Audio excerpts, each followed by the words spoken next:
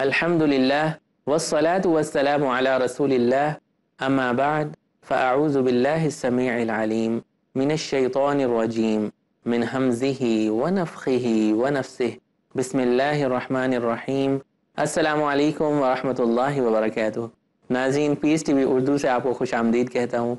मैं हूँ आपका होस्ट हाफिज़ मोहम्मद मामून असगर, और हम प्रोग्राम्स का एक सिलसिला आपके सामने पेश कर रहे हैं जिसका नाम है इस्लाह अक़ीदा, जिसमें हम अक़ीदा तौहीद के बारे में बात कर रहे हैं। इस मौजू पे बात करने के लिए हमारे साथ मेहमान मौजूद हैं अबू इंशा कारी खलीलुर रहमान जावेद साहब। कारी खलीलुर रहमान जावेद साहब गुज़िश्ता 35 साल से दावत व तबलीग के शोबे से मुंसलिक हैं। इसके अलावा मुतअद्दिद किताबों के मुसन्निफ़ भी हैं। साथ साथ आप बहुत सारे टीवी चैनल्स पे भी इनको देखते रहते होंगे। मैं चाहूँगा कि हम अल्लाह सुब्हानहू व तआला की जो अस्मा व सिफ़ात हैं उनके ऊपर हम नज़र डालें। आज के प्रोग्राम के अंदर उनको समझने की कोशिश करें। शेख साहब, अल्लाह सुब्हानहू व तआला के चेहरे की बात जब हम करते हैं, और वजह का लफ्ज़ भी काफ़ी जगहों पे आया वजहुल्लाह, तो आप इसको एक्सप्लेन कीजिए। इमाम मालिक रहमतुल्लाह अलैह से पूछा गया कि अल्लाह रब्बुल आलमीन का अर्श जो है वो ऊपर है और अल्लाह रब्बुल आलमीन अर्श पर मुस्तवी है, इसके क्या मानी है? तो इमाम मालिक रहमतुल्लाह अलैह ने फरमाया कि अर्रहमान व अलल अर्श इस्तवा, ये बात हमें मालूम है जी, यानी अल्लाह रब्बुल आलमीन अर्श पर मुस्तवी है, ये बात हमें मालूम है। वल कैफ मजहूल, लेकिन उसकी कैफियत मजहूल है कि अर्श पर तो है, कैसा है ये बात मजहूल है, ये हम नहीं जान सकते। वल ईमान बिही वाजिबुन, लेकिन उस पर ईमान जो है वो वाजिब है, यानी वो हम पर फ़र्ज़ है कि ये हम ईमान लाएं। और वस्सुआलु अन्हु बिदअतुन, और इसके बारे में सवाल करना बिदअत है। अल्लाहु अकबर। आप अल्लाह रब्बुल आलमीन के ये कि उसकी कैफियत क्या है, उसका चेहरा क्या है, ये तो हम बयान ही नहीं कर सकते, इसलिए कि अल्लाह रब्बुल आलमीन के बारे में कुरान कहता है कि लैसा कमिस्लिही शै, अल्लाह जैसी कोई चीज़ नहीं है। तो जब अल्लाह जैसी कोई चीज़ नहीं है तो हम उसको किसी से तशबीह भी नहीं दे सकते, अल्लाह की ज़ात को किसी से तशबीह भी नहीं दे सकते। इसलिए अल्लाह रब्बुल आलमीन वैसा है जैसे उसको अच्छा लगता है। अलबत्ता जिन जिन चीज़ों को अल्लाह रब्बुल आलमीन ने ज़िक्र किया है या नबी करीम सल्लल्लाहु अलैहि वसल्लम ने वजाहत की है, इसी तरह कुरान मजीद में पिंडली का भी जिक्र आता है, हदीस में भी जिक्र आता है, और इसी तरह रिजल का भी जिक्र आता है हदीस में, इसी तरह वजह का जिक्र कुरान मजीद में आता है। जैसे फरमाया कुल्लु मन अलैहा फ़ान व यबक़ा वजहु रब्बिका ज़ुल जलाली वल इकराम। तो ये जन्नती रब्बुल आलमीन को जन्नत में देखेंगे, और ये जन्नत में सबसे बड़ा इनाम होगा अल्लाह रब्बुल आलमीन को देखने का। लेकिन दुनिया में ये मलका और ये मकाम अल्लाह रब्बुल आलमीन ने किसी को नहीं दिया कि दुनिया में कोई आँख अल्लाह रब्बुल आलमीन को देख सके, ये किसी को मकाम नहीं। दुनिया में तो नहीं, लेकिन बहुत सारे लोगों का ये अक़ीदा है कि नबी सल्लल्लाहु अलैहि वसल्लम ने शायद अल्लाह सुब्हानहू व तआला को देखा हुआ है, मेराज की रात या किसी भी हवाले से लोग इसके बारे में बताते हैं। तो इसकी कोई दलील हमें कुरान और हदीस से मिलती है? कतई नहीं, बल्कि यही सवाल नबी करीम सल्लल्लाहु अलैहि वसल्लम से सहाबा ने किया कि या रसूल अल्लाह सल्लल्लाहु अलैहि वसल्लम, क्या आपने अल्लाह को देखा है? हल रअयत रब्बक, क्या आपने अपने रब को देखा है? आपने फरमाया नूरुन फअन्ना अराहु, नूर है, मैं उसको कैसे देख सकता हूँ। मुस्लिम शरीफ की रिवायत है। और मुस्लिम शरीफ की एक और रिवायत है, उसमें आपसे पूछा गया तो आपने फरमाया मैंने सिर्फ नूर देखा है, मैंने सिर्फ नूर देखा है। तो नूर से क्या मुराद है? वो रब्बुल आलमीन की ज़ात मुराद नहीं है, इसलिए कि दूसरी रिवायत जिसमें आपने यूँ फरमाया कि अल्लाह तो नूर है, मैं उसको कैसे देख सकता हूँ, तो उससे ज़ाहिर होता है कि आपने अल्लाह को नहीं देखा। फिर कुरान मजीद में आता है ला तुदरिकुल अबसार वहुव युदरिकुल अबसार, कि कोई आँख जो है वो उसका इदराक नहीं कर सकती। जितनी भी दुनिया में आंखें हैं अल्लाह का इदराक नहीं कर सकती, लेकिन वो आँखों का इदराक करता है। अल्लाह रब्बुल आलमीन सबको देखता है, सबकी आंखें देख रहा है, लेकिन दुनिया की कोई भी आंख अल्लाह रब्बुल आलमीन को ना देख सकती है और ना देख रही है। हत्ता कि मूसा अलैहिस्सलाम ने भी अल्लाह से ज़िद की कि या अल्लाह रब्बि अरिनी अंजुर इलैक, मैं तुम्हें देखना चाहता हूँ, मुझे अपना आप दिखा। तो अल्लाह ने कहा लन तरानी, तू मुझे नहीं देख सकता। موسیٰ علیہ السلام نے تھوڑی سی اور ضد کی، یا اللہ میں دیکھوں گا۔ اللہ رب العالمین نے کہا تو پھر ایسا کر، یہ جو سامنے پہاڑ ہے، وَلَٰكِنِ انظُرْ إِلَى الْجَبَلِ، اس پہاڑ کی طرف تو دیکھ، اور میں اس کے اوپر اپنی تجلی ڈالوں گا، اگر تو دیکھ سکا تو پھر دیکھ لیں گے۔ تو موسیٰ علیہ السلام نے کوہ طور پہ دیکھا، اللہ نے جب اپنی تجلی اس پہ ڈالی، قرآن کہتا ہے کہ خر موسیٰ صاعقہ، موسیٰ علیہ السلام گر پڑے۔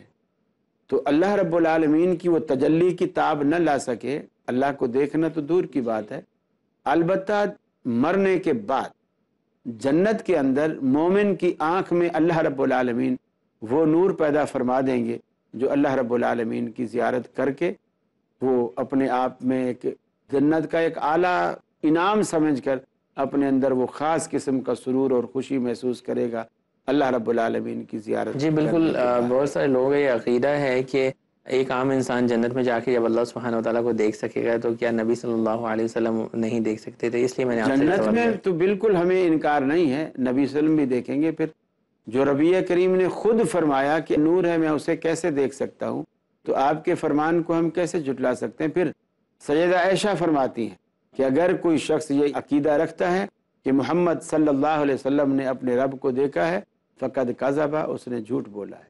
بہت اچھی آپ نے وضاحت کی، اور یہ ایسے معاملات ہیں جن میں ہمیں بہت زیادہ ڈیپ نہیں جانا چاہیے۔ جو اللہ سبحانہ و تعالیٰ نے محکمات کی آیتیں اتاری ہیں قرآن مجید میں، ان کی طرف غور کرنا چاہیے کہ اللہ سبحانہ و تعالیٰ نے ہمیں اس دنیا میں کیوں بھیجا ہے اور ہمارے بھیجنے کا کیا مقصد ہے، ہم نے کیسے اللہ کی عبادت کر کے اللہ سبحانہ و تعالیٰ کو خوش کرنا ہے، اس کی طرف ہماری توجہ زیادہ ہونی چاہیے، اور یہ سوچنا چاہیے کہ کن چیزوں سے اللہ سبحانہ و تعالیٰ ناراض ہوتے ہیں، ہم نے وہ کام نہیں کرنے۔ ایک چھوٹا سا سوال جو ہمارے ناظرین کے بھی ذہن میں ہے کہ اللہ سبحانہ و تعالیٰ نے مثال دی، جیسے پنڈلی کی مثال دی ہے، اللہ سبحانہ و تعالیٰ کی ایک پنڈلی ہے، اس میں آپ بتا سکتے ہیں اس کے پیچھے حکمت کیا ہو سکتی ہے؟ اللہ سبحانہ و تعالیٰ یہ لفظ کیوں استعمال کیا؟ اللہ رب العالمین اپنی کسی بھی چیز کے بیان کرنے پر اس کی وجہ بتانے کا پابند نہیں ہے، جبھی تو وہ رب ہے۔ یہ وجہ بتانے کی اور دلیل دینے کے میں اور آپ پابند ہیں کہ ہم کوئی بات کریں تو اس کی دلیل دیں۔ وہ تو بادشاہ ہے، احکم الحاکمین ہے، شہنشاہ ہے رب العالمین، اس کو اپنی کسی بھی چیز کی وجہ بتانے کی ضرورت نہیں ہے۔ بس اس نے اس پیرائے میں اللہ رب العالمین نے بات بیان کی کہ روز آخرت اللہ رب العالمین کائنات کے سامنے اپنی پنڈلی سے حجاب ہٹائے گا اور دنیا اس کو دیکھے گی، اور اللہ رب العالمین کے حضور سب سجدے میں گر جائیں گے، اور سوائے ان لوگوں کے جنہوں نے تکبر دنیا میں کیا ہوگا وہ سجدے میں گرنا چاہیں گے، لیکن اللہ رب العالمین ان کی ریڑھ کی ہڈی میں یہ جو سسٹم ہے مہروں کے ہلنے کا، مڑنے کا، فولڈ ہونے کا، یہ سسٹم رب العالمین ختم کر دے گا، اور وہ ریڑھ کی ہڈی بالکل ایسے ہو جائے جیسے ٹانگ کی نلی کی ہڈی ہوتی ہے، اس میں خم کھانے کا، مڑنے کی گنجائش نہیں ہوتی اس کے اندر۔ تو فرمایا ان کی ریڑھ کی ہڈی کو اللہ ایسے سیدھا سخت کر دے گا کہ وہ جھکنا چاہیں گے لیکن جھک نہیں سکیں گے۔ اب اللہ ایسا کیوں کرے گا؟ اب اللہ تبارک و تعالیٰ سے تو کسی کی مجال نہیں ہے جو کیوں کر کے پوچھ سکے، الا یہ کہ اللہ رب العالمین خود اپنی کسی بات کی وضاحت کر دے۔ تو میرا خیال ہے ہم اس سوال کا جواب دینے سے ہم قاصر ہیں۔ جزاکم اللہ خیر۔ یہاں پہ ایک چھوٹی سی بریک کا وقت ہو گیا ہے ناظرین، بریک کے بعد دوبارہ آتے ہیں اور اللہ سبحانہ و تعالیٰ کے اسماء و صفات پہ جو گفتگو چل رہی ہے اس کو آگے لے کے چلیں گے۔ السلام علیکم ورحمۃ اللہ وبرکاتہ۔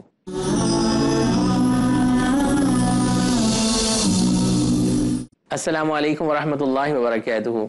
ویلکم بیک ناظرین، بریک کے بعد دوبارہ سے آپ کے سامنے حاضر ہیں۔ بریک پہ جانے سے پہلے ہم گفتگو کر رہے تھے اللہ سبحانہ و تعالیٰ کی ان چیزوں کی جن کا ذکر قرآن مجید میں آیا ہے۔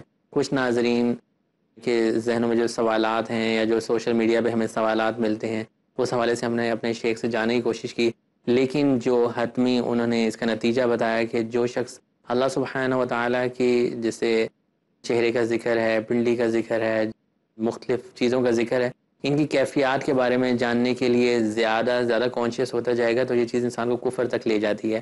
اس لیے جس طرح اللہ سبحانہ و تعالیٰ نے بیان کی اپنی صفات قرآن میں، ہم اسی طرح سے ان کو ماننے کے مجاز ہیں، کیونکہ ہم اللہ سبحانہ و تعالیٰ کی مخلوق ہیں اور اللہ سبحانہ و تعالیٰ خالق ہیں اور وہی صحیح تدبیر کرنے والے ہیں۔ اب ہم چاہتے ہیں کہ ہم عقیدے سے ریلیٹڈ مزید کچھ سوالات اپنے مہمان ابو انشاء قاری خلیل الرحمان جاوید صاحب سے کریں۔ قاسم یہ بتائیے کہ اللہ سبحانہ و تعالیٰ کے بارے میں جیسے قرآن میں آیات بھی ہیں کہ اللہ سبحانہ و تعالیٰ عرش پر مستوی ہیں، تو جہاں پہ یہ آیت آتی ہے کہ جہاں تم دو ہوتے ہو وہاں پہ تیسرا میں ہوتا ہوں، یہ ایک آیت ہوگی کہ اللہ سبحانہ و تعالیٰ نے فرمایا کہ وَنَحْنُ أَقْرَبُ إِلَيْهِ مِنْ حَبْلِ الْوَرِيدِ کہ میں تمہاری شاہ رگ سے بھی زیادہ قریب ہوں، تو اس چیز کو واضح کر دیجئے۔ جب ہم یہ کہتے ہیں کہ الرحمن علی العرش استویٰ کہ رحمان عرش پر مستوی ہے، تو اس وقت اس کے معنی یہ ہوتے ہیں کہ اللہ رب العالمین کی ذات عرش معلیٰ پر ہے۔ اور جب ہم یہ کہتے ہیں کہ اللہ رب العالمین ہر ایک کے ساتھ دوسرا ہے، ہر دو کے ساتھ تیسرا ہے، ہر تین کے ساتھ چوتھا ہے، بلکہ قرآن مجید نے اس سے بھی بڑھ کر فرمایا کہ اینما تولوا فثم وجہ اللہ، کہ تم جدھر بھی رخ کرو گے اللہ کو پاؤ گے، یعنی جدھر دیکھو تو ہی تو ہے، تم جدھر رخ کرو گے اینما تولوا فثم وجہ اللہ، اللہ رب العالمین کو پاؤ گے۔ تو اس سے مراد اللہ رب العالمین کا علم، اللہ کی سماعت، اللہ رب العالمین کا دیکھنا، اللہ کی پاور، اللہ کا اختیار، اللہ کی قدرت، کہ تم جہاں کہیں بھی ہو میرا بس، میری طاقت، میرا زور، میری قوت یا میری مدد ہر طرح سے تمہارے شامل حال ہے، اور تمہارا کہیں ہونا میرے علم سے اوجھل نہیں ہے، وہ میرے علم میں ہے۔ تمہارا کہیں رہ کر مجھے پکارنا، میں تمہاری پکار سے غافل نہیں، میں سن رہا ہوں۔ حتیٰ کہ رات کے اندھیرے کے اندر ایک کالی چیونٹی، کالے رنگ کی اور کالے اندھیرے میں، کالے پہاڑ کے اندر، غار کے اندر اگر اللہ رب العالمین کو پکار رہی ہے تو اللہ رب العالمین بے شک سارا عالم سویا ہوا ہو، اللہ رب العالمین اس کی پکار سے غافل نہیں، اور وہ چیونٹی جو کالی ہے، کالے اندھیرے میں ہے، کالے پہاڑ کے اندر ہے، اللہ رب العالمین سے اوجھل نہیں، اللہ رب العالمین اسے دیکھ رہا ہے، ایسے جیسے کوئی روشنی میں کسی چیز کو دیکھتا ہے، اور بلکہ وہ بھی اتنا اچھا کیا دیکھے گا جتنا رب العالمین اس کو اندھیرے میں دیکھتا ہے۔ تو رب العالمین کے ساتھ ہونے کا مطلب یہ ہے ذات کے اعتبار سے اللہ رب العالمین عرش معلیٰ پر، اس کا علم، اس کی سماعت، اس کی طاقت، اس کی قدرت، وہ ہر چیز کے ساتھ لگی ہوئی ہے۔ جب بھی کہیں سے کوئی آواز دے گا اللہ اس کو سنتا ہے، جب اس کو مدد کے لیے پکارے گا اللہ رب العالمین اس کی مدد کرے گا۔ تو اس کا مفہوم یہ ہے کہ اللہ علم کے اعتبار سے اور قدرت اور طاقت کے اعتبار سے وہ تمہارے ساتھ ہے، یہاں پہ لیکن ذات کے اعتبار سے اللہ رب العالمین عرش پر مستوی ہیں۔ یہاں پر کچھ لوگ اس چیز کو مس انٹرپریٹ کر جاتے ہیں، غلط سمجھ جاتے ہیں کہ ہر شے میں اللہ سبحانہ و تعالیٰ نعوذ باللہ نظر آتے ہیں، تو اس عقیدے کی بھی وضاحت کر دیجئے کہ یہ کس حد تک نقصان دہ ہو سکتا ہے۔ ویسے پچھلی نشستوں میں اس پر بڑی تفصیلی اور ڈیٹیل کے ساتھ بات ہو چکی ہے کہ اللہ رب العالمین کے بارے میں یہ عقیدہ رکھنا کہ اللہ تعالیٰ ہر چیز میں ہے، یہ وحدت الشہود کا عقیدہ ہے کہ ہر چیز کے اندر اللہ رب العالمین شاہد ہے، یعنی موجود ہے ہر چیز کے اندر۔ تو یہ اللہ رب العالمین کی شان عظمت کے، شان کریمی کے بالکل منافی اور خلاف ہے، اس لیے کہ اللہ رب العالمین خود کہتا ہے کہ رحمان عرش پر مستوی ہے اس اعتبار سے۔ دوسرا حدیث میں یہ صراحت موجود ہے کہ رسول اللہ صلی اللہ علیہ وسلم نے ایک لونڈی کا ایمان جاننے کے لیے جب اس کو اپنے پاس بلایا تو اس سے پہلا سوال ہی یہی کیا کہ این اللہ، اللہ کہاں ہے؟ تو حدیث میں آتا ہے قالت فی السماء، اس نے کہا آسمانوں میں، یا ایک بعض روایتوں میں آتا ہے فاشارت الی السماء، اس نے اشارہ آسمانوں کی طرف کیا۔ آپ نے دوسرا سوال کیا من آنا، کہ میں کون ہوں؟ اس نے کہا انت رسول اللہ، آپ اللہ کے رسول ہیں۔ آپ نے فرمایا یہ تو مومنہ ہے، اسے آزاد کرو۔ تو اس کا ایمان جانچنے کے لیے آپ نے دو سوال کیے، ان دو سوالوں میں پہلا سوال ہی یہی تھا کہ اللہ کہاں ہے؟ تو جب اس نے کہا کہ اللہ اوپر ہے تو گویا آپ نے اس کے ایمان کی تصدیق کر دی، گویا دونوں سوالوں کا اس نے صحیح اور درست جواب دیا، آپ نے اسے پاس کر دیا اور کہا کہ یہ مومنہ ہے، اسے آزاد کر دو۔ تو اس کے معنی یہ ہوئے اسلام میں پاس ہونے کے لیے یہ عقیدہ رکھنا ضروری ہے کہ اللہ رب العالمین عرش معلیٰ پر ہے، اوپر ہے، اور یہ بالکل ایک فطری آواز ہے۔ جو ایک چھوٹا سا بچہ بھی آپ اس سے جو بولنا ابھی سیکھا ہو، اس سے پوچھو اللہ کہاں ہے تو وہ بھی انگلی آسمان کی طرف اٹھا دیتا ہے اور وہ کہے گا۔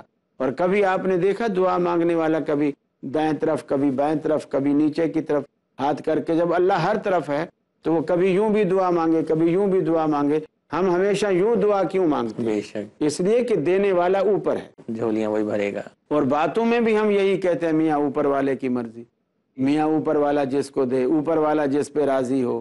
تو یہ اوپر والا یہ ایسے نہیں آ گیا، یہ اللہ رب العالمین نے ہماری فطرت میں یہ چیز ڈال دی ہے۔ اللہ رب العالمین عرش معلی پر ہے، اوپر ہے، اور یہی چیز اس کی شان کو لائق اور زیبا ہے۔ بہت اچھی آپ نے بات کی کہ اللہ سبحانہ و تعالیٰ عرش پر مستوی ہے، بولنے والے کی، مانگنے والے کی پکار کو سن رہے ہیں۔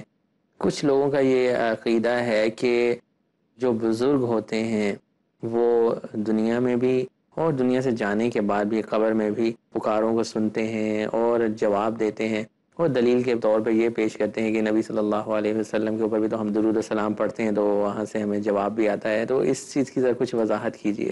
دیکھیے، نبی کریم صلی اللہ علیہ وسلم کو اللہ رب العالمین نے قرآن مجید میں فرمایا وما انت بمسمع من فی القبور، اے حبیب جو قبروں میں لوگ دفن ہیں، جو مر چکے ہیں، آپ ان کو نہیں سنوا سکتے، یعنی آپ ان کو اپنی بات نہیں سنوا سکتے۔ تو جب نبی کریم صلی اللہ علیہ وسلم جیسی ہستی مردے کو نہیں سنوا سکتی تو ہم کس کھیت کی مولی ہیں کہ ہم مردوں کو سنوائیں گے؟ تو اللہ رب العالمین نے یہ باتیں قرآن مجید میں ایسی کھول دی ہیں، بلکہ ایک جگہ فرمایا کہ زندہ اور مردہ برابر برابر نہیں، نہیں ہو سکتے۔ اور اسی طرح سننے والا اور بہرا برابر نہیں ہے۔ تو جب زندہ اور مردہ برابر نہیں ہے اور مردہ اسی طرح سن رہا ہے جس طرح زندہ سنتا ہے، اور مردہ اسی طرح چل پھر گھوم پھر رہا ہے، بلکہ مرنے کے بعد وہ کہتے ہیں اب تو ساری دنیا میں چکر لگاتا ہے، جب دفن ہو جاتا ہے، جب باہر تھا تو چارپائی پہ تھا، جب دفن ہو جاتا ہے تو ساری دنیا کی سیر کرتا ہے۔ یہ بالکل وہی حساب ہے زندہ ہاتھی لاکھ کا اور مرا 1.25 لاکھ کا۔ اصل میں وہ دلیل اس بات کی دیتے ہیں کہ جیسے نبی صلی اللہ علیہ وسلم نے ایک دعا بھی بتائی تھی، السلام علیک یا اہل القبور والی دعا ہے، کہ اگر وہ نہیں سنتے تو پھر ہم کیوں قبرستان میں جا کے السلام علیکم یا اہل القبور کہتے ہیں؟ دیکھیے، دعا جب آپ کرتے ہیں تو جس کے لیے آپ دعا کر رہے ہیں اس کا سننا ضروری ہے یا جس سے دعا مانگ رہے ہیں اس کا سننا ضروری ہے؟ کس کا سننا ضروری ہے؟ اللہ سبحانہ و تعالیٰ کا جس نے دعا قبول کرنی ہے، ہاں، جس نے دعا قبول کرنی ہے اس کا سننا ضروری ہے، اور وہ سن رہا ہے۔ اس کا وعدہ ہے قال ربکم ادعونی استجب لکم، اللہ رب العالمین تمہارا داتا ہے، وہ تمہیں کہتا ہے ادعونی استجب لکم، مجھے پکارو میں اسے قبول کرتا ہوں، میں تمہاری فریاد رسی کروں گا۔ اللہ خود دعوت دیتا ہے کہ مجھے پکارو، میں تمہاری دعاؤں کو پکار کو میں سنتا اور قبول کرتا ہوں۔ تو اللہ رب العالمین جب کہتا ہے کہ مجھے پکارو تو اسی ہی کو پکارا جانا چاہیے۔ اب نبی کریم صلی اللہ علیہ وسلم نے قبرستان میں جانے وقت جو دعا بتلائی ہے، یہ دعا اس لیے نہیں بتلائی ہے کہ مردوں کو سنواؤ، یہ دعا اس لیے بتلائی ہے کہ مردے کو دعا دو، اللہ رب العالمین کو سنواؤ، اللہ رب العالمین سنتا ہے، اللہ اس کو قبول کر کے جو دعا میں ہم نے جو مانگا ہے اس کے لیے، سلامتی مانگی ہے، خیر مانگی ہے، آخرت کی فلاح مانگی ہے، یا عذاب قبر سے پناہ مانگی ہے، یا دوزخ سے پناہ مانگی ہے، اگر اللہ نے ہماری اس دعا کو قبول کر لیا تو اللہ رب العالمین اس کو وہ اجر اور وہ ثواب جو ہماری دعا میں تھا اللہ قبول کر کے وہ چیز اللہ رب العالمین اسے دے گا۔ تو یہ قبولیت کا ایک طریقہ ہے کہ اللہ رب العالمین وہ چیز اسے دے دے جو ہم نے اس کے لیے اللہ سے مانگی ہے۔ جزاک اللہ خیر، میں سمجھ گیا، امید ہے کہ ناظرین بھی سمجھ گئے ہوں گے۔ ایک اور چیز پہ چلتے چلتے آپ اتنی وضاحت ماشاءاللہ کریں، جب کوئی شخص فوت ہو جاتا ہے تو اس کے بارے میں کہتے ہیں کہ وہ دیکھ رہا ہوتا ہے اپنے اہل و عیال کو کہ وہ میرے گرد نوحہ خوانی کریں، کیا کر رہے ہیں۔ میرے نالج میں یہ آج اتنا بڑا اضافہ ہوا ہے کہ مردہ چاروں طرف سے دیکھ رہا ہے اور پھر ہے بھی مردہ۔ جی، تو یعنی مردہ اور دیکھ رہا ہے اور مردہ ہے، یہ میں سمجھتا ہوں کہ اگر کوئی شخص اس طرح کا عقیدہ رکھتا ہے تو یہ اس کی عقل پہ مجھے ماتم کرنے کو جی چاہتا ہے کہ یہ عقیدہ مسلمانوں کا ہو کہ مردہ ہے اور چاروں طرف دیکھ رہا ہے، اور پھر دیکھتے دیکھتے ہم جا کے اسے دفن بھی کر دیتے ہیں اور اس پہ مٹی بھی ڈال دیتے ہیں، اور ہم خیال ہی نہیں کرتے، وہ دیکھ بھی رہا ہے، وعلیکم السلام بھی کہہ رہا ہے اور سب کچھ کر رہا ہے، اور ہم اس پہ مٹی ڈال دیتے ہیں۔